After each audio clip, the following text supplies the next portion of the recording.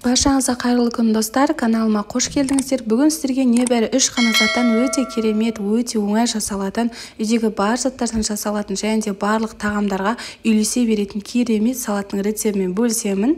Ең алдымен сәбізімізді жақсылап жуып тазалап, осындай ұзынша үккіштен өткізетін боламыз. Міндетті түрде осындай ұзынша үккіштен өткізуіңіз қажет. Мінекей мен барлығын өткізіп алдым. Сонан кейін бізге 40 қабат қажет болады. Капустамызды жақсылап, осылай өте жіңішке қылып турап алатын боламыз. Немесе сізде арнайы капуста турайтын пышақ болса, сонымен турасаңыз да болады. Капустамыз шамамен 150 граммдай болады. Барлығын жақсылап турап алғаннан кейін сәбізіміздің қасына қосамыз. Бізде үшінші кезекте қияр, екінші етін алып тастаймыз да, осындай әдемі ирек пышақтың көмегімен жақсылап турап аламыз. Егер де сізде бұндай пышақ болмаса, кәдімгі пышақпен турай берсеңіз де болады. Дәл осы видеоның астына описание бөлімінде толық рецептін жазып қалдырамын, сол жерден қарасаңыздар болады.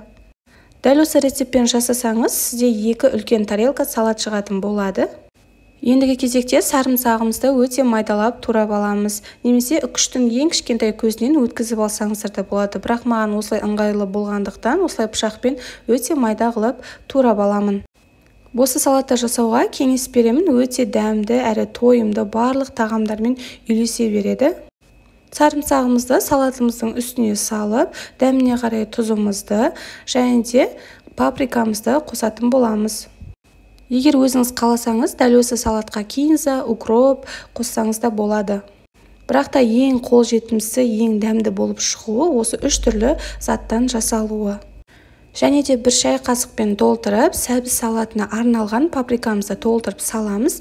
Қызып тұрған сұйық майымызды дәл осылай бетіне құятын боламыз. Барлығын салып болғаннан кейін толықтай жақсылап араластырамыз. Барлық салған приправаларымыз, сұйық майымыз барлық жеріне жетіп, толықтай араласуы қажет. Мінекей видеода көрсетілгендей. Холодильнигімізге 2 сағатқа қойып қоямыз. Сол кезде жақсы солғы шығып, әдемі сіңіп тұрады. Мінекей біздің осымен салатымыз дайын болды. Сіздерге ұнады деген сенімдемін. Міндетті түрде жасап көріңіздер. Және де менің каналыма тіркелуге ұмытпаңыздар. Сіздермен болған Гүлсая ас болсын.